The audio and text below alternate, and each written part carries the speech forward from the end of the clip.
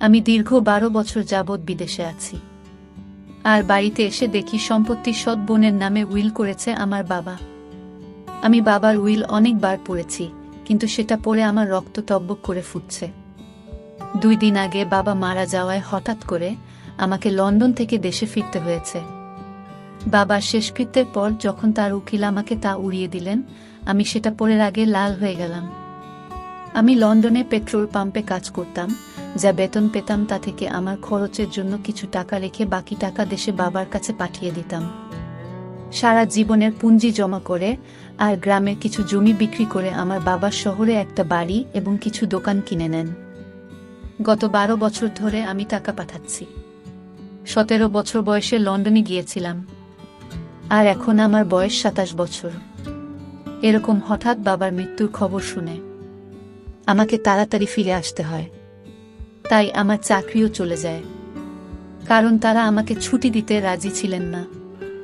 আমার সাহস ছিল যে আমি যে টাকা বাড়িতে পাঠিয়েছি বাবা নিশ্চয়ই তা আমার জন্য গুছিয়ে রেখেছেন। তাই আমি বাড়ি গিয়ে কোনো ছোটখাটো কাজ করব।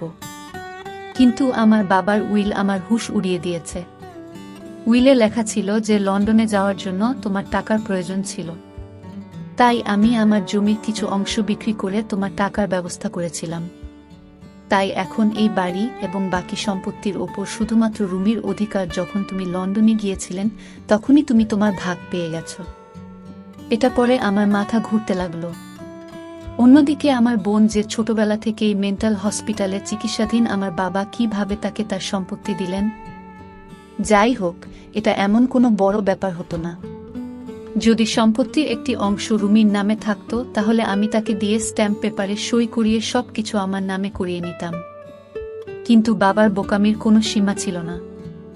সাথে এটাও লিখে রেখেছিল যে রুমিকে যে বিয়ে করবে এবং না কখনো তাকে ডিভোর্স দেবে না, অন্য কোনো বিয়ে করবে, সেই বাবার সমস্ত সম্পত্তি পাবে। মানে আমার এতদিনের পরিশ্রম সব বাবা নষ্ট করে দিয়ে গেছেন। আমার হাতে একটা ফুটো পয়সা দিয়ে যাননি। যদিও বাবার সম্পত্তি এখন কোটিতে পৌঁছেছে, যা তিনি একসময় লাখে কিনেছিলেন। বাবার উইল পড়ে আমার খুব রাগ হলো। এর মানে কি, বাবা তার সম্পত্তি অপরিচিত কাউকে কিভাবে দিতে পারেন? যদি আমি রুমির বিয়ে কারো সাথে দিয়ে দিই তবু আমি কিছুই পাব না। এমনকি আমার তো নিজের বাবার বাড়িতে থাকার অনুমতি ছিল না। এই বাড়িতে এসে থাকতে পারবে যার বিয়ে রুমির সাথে হবে, এই অদ্ভুত উইলের সাথে একটা চিঠিও ছিল যা বাবা আমার নাম দিয়েছিলেন। কিন্তু আমি বাবার উপর এতটাই রেগেছিলাম যে আমি সবকিছু একটা ড্রয়ারে ফেলে দিয়েছিলাম। বাবার লেখা শেষ চিঠিটা পড়ার আমার ইচ্ছা ছিল না।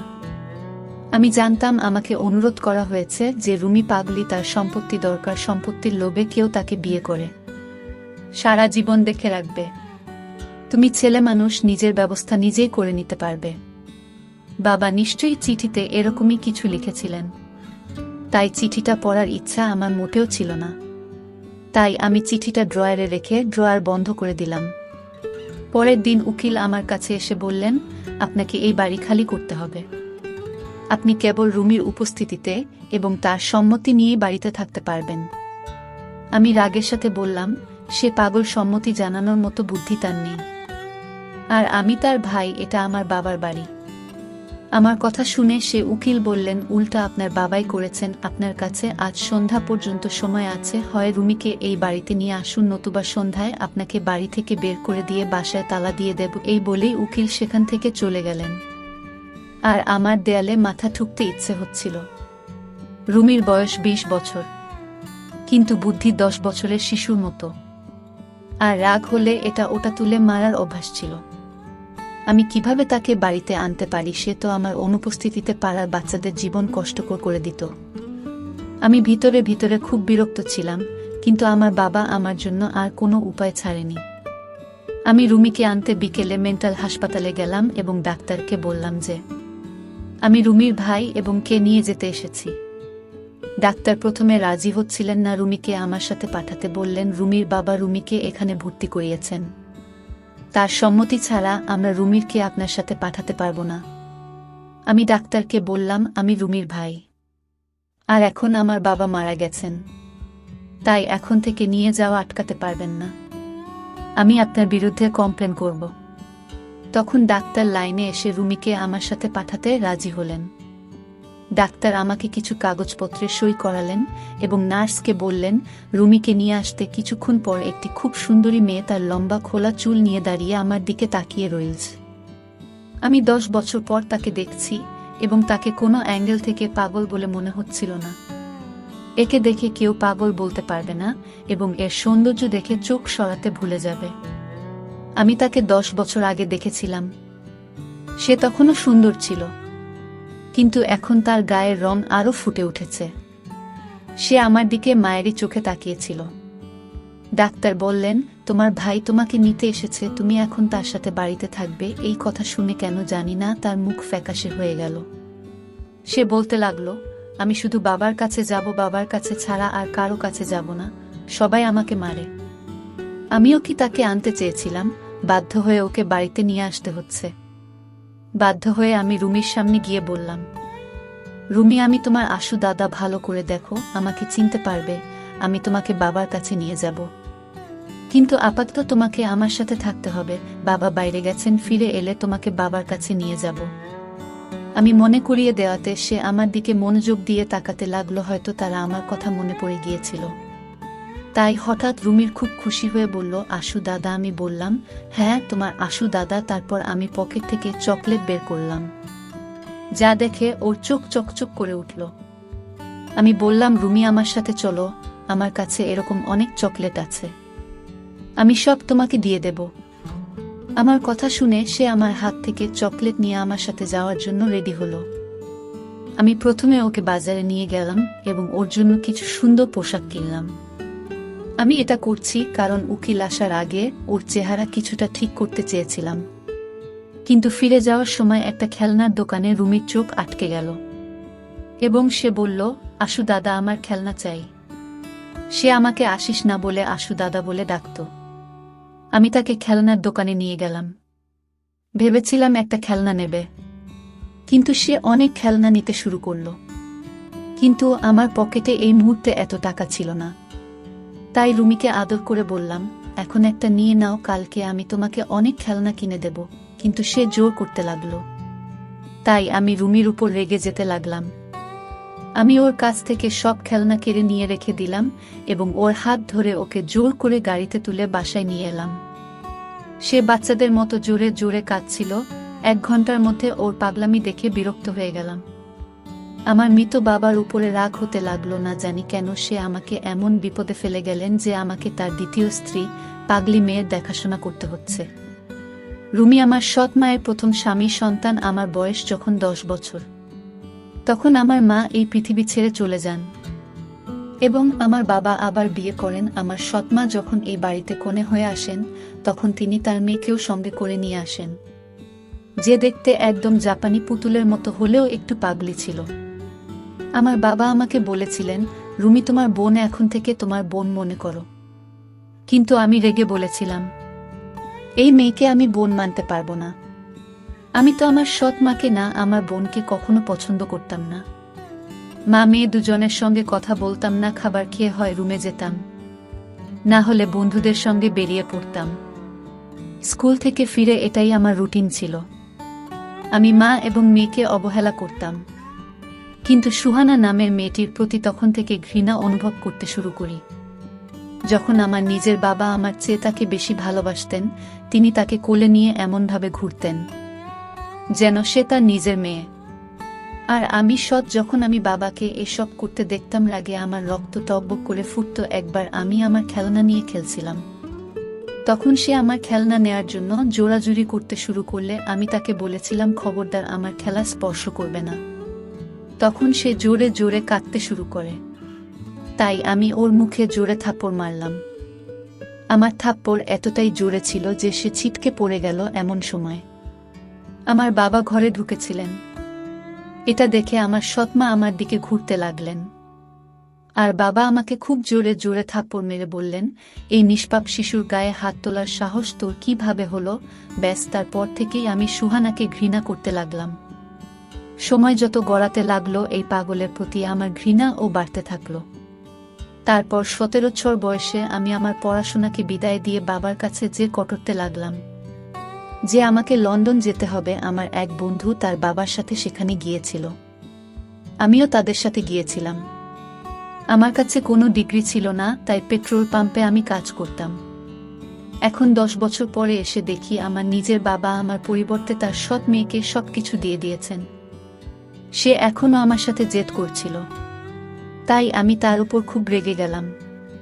তাই আমি তার মুখে টেনে চড় মারলাম। কিন্তু এই থাপ্পড়টা যে আমার জন্য এত বড় সমস্যা হয়ে দাঁড়াবে তা আমি জানতামই না।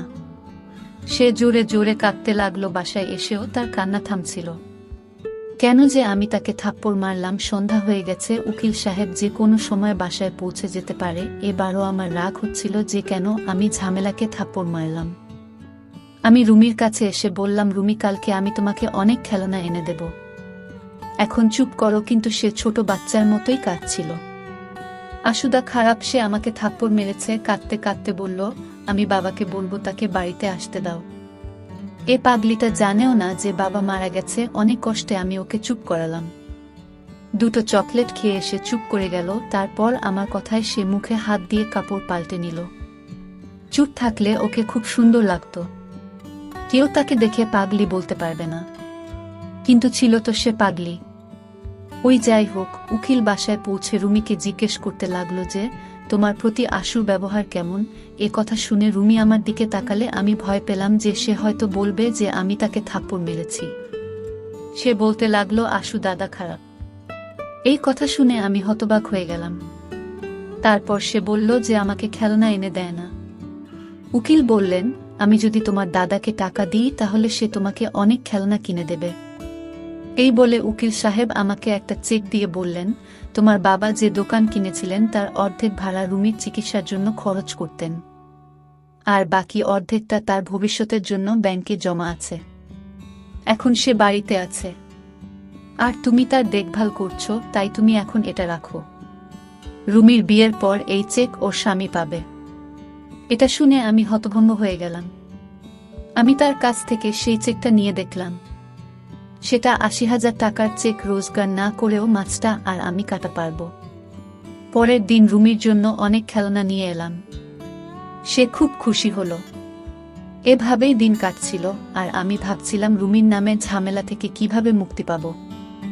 আমি চাইতাম রুমির নামে মেয়ের হাত থেকে রেহাই পাব, সাথে সমস্ত সম্পত্তি পাব। তারপর আমি আমার এক বিশ্বস্ত বন্ধুর সাথে কথা বললাম যে আমি এমন একটা বোকা ছেলে চাই যার সাথে আমি বোনের বিয়ে দিয়ে সমস্ত সম্পত্তি আমার নামে করে নিতে পারি। আমার কথা শুনে আমার বন্ধু বলল যে এরকম ছেলে খুঁজে পাওয়া খুব কঠিন। কোনো গরিব ছেলেকে লোভ দেখিয়ে রুমির সাথে বিয়ে দিলে সে যখন বুঝবে যে সে কোটি টাকার মালিক তখন তোকে বাড়ি থেকে বের করে দেবে। আমার বন্ধু ঠিকই বলেছিল। তখন আমার বন্ধু আরো বলল, দেখ আসিস, আমার একটা বুদ্ধি আছে। তুই যদি আমার কথায় রাজি হোস তাহলে সব সম্পত্তি তোর নামে চলে আসবে আর তো কোনো কাজও করতে হবে না।